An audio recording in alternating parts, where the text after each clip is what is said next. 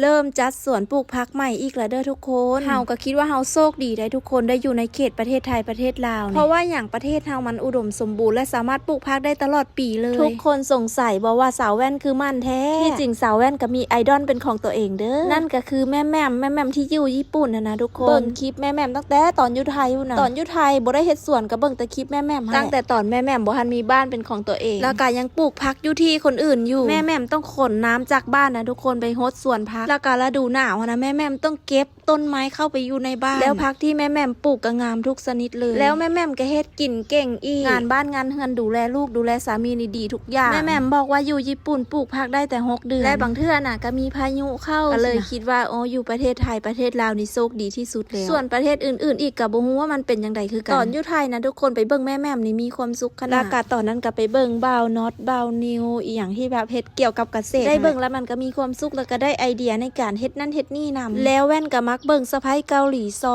แฟนเพจนะทุกคนตอนนั้นเบิ่งตลอดเนาะแต่ว่าตอนนี้ก็เบิ่งแน่บ่เบิ่งแน่เพราะ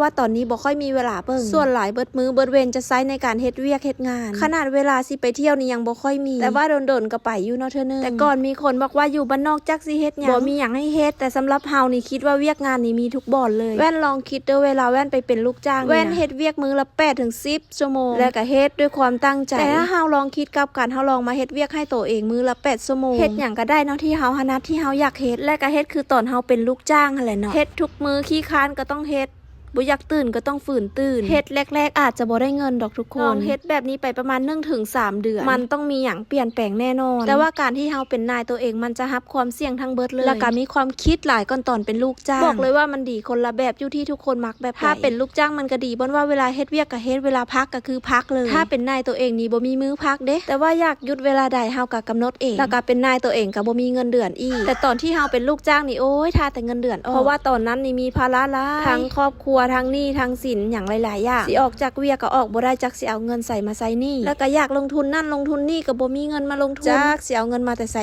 แท้ๆมืด8ด้านตอนนั้นก็คือมีแต่เงินเดือนนั่นแหละประทังชีวิตนะตอนนั้นเงิน6 7 8 พันหมื่นป่ายสำหรับเฮานี่คือหลายแต่ว่าเป็นหยังคือบ่พอใช้แต่ว่าจ่ายเป็นวีคบางวีคนี่ได้ 2-3 พันก็มีเด้เพราะว่าบางวีคเวียกบ่หลายแล้วเฮาก็ขาดเวียกนำเพราะว่าเฮาเฮ็ดเวียกเป็นรายวันเนาะบ่ได้เป็นรายเดือนแต่ว่าจ่ายเป็นวีคซื่อๆเวลาสิซื้อหยังนี่โคตรประหยัดคิดแล้วก็คิดอีกตอนทันการเงินเดือนประมาณนี้ก็อยู่กินนำตัวเองทั้งเบิดคิดเบิ่งแม่ทุกคนมันสิเหลือหยังแล้วเป็นหยังต้องเป็นหนี้ตอนนั้นบาดยามจำเป็นเฮาเจ็บเฮาไข้เฮาป่วยหรือว่าพ่อแม่แบบมีเรื่องไซเรื่องจำเป็นเฮาก็ต้องได้เบิกเงินยืมเงินก่อนมันเป็นหนี้ย้อนแนวนั้นได้ทุกคนบ่ได้ยืมมาใช้จ่ายสู่ริ้วสู่ร่ายเว้าถึกอยู่บ่นี่แต่สำหรับคนที่ได้เงินเดือนหลายๆก็ยินดีนำเด้อน้อยหลายของแต่ละคนอาจจะบ่เท่ากันเพราะว่าภาระหน้าที่ของแต่ละคนก็แตกต่างกันไปแต่ว่าตอนนี้นี่บ่มีหนี้บ่มีสินแถมยังมีเงินเก็บไว้ใช้ยามจำเป็นเล็กๆน้อยๆบ่ถึงขั้นสิว่ารวยแต่ว่าบ่เฮ็ดให้ไผเดือดร้อนนี่ทุกคนคือมื้อนี้นี่ให้เพิ่นมาไถนาให้เพราะว่าพ่อช่วงนี้เพิ่นก็เวียกหลายเพิ่นก็เมื่อยแว่นก็เป็นคนจ่ายค่าบ่อนนี่ให้แล้วแว่นก็ยังสิจ้างคนมาลกก้าดำนา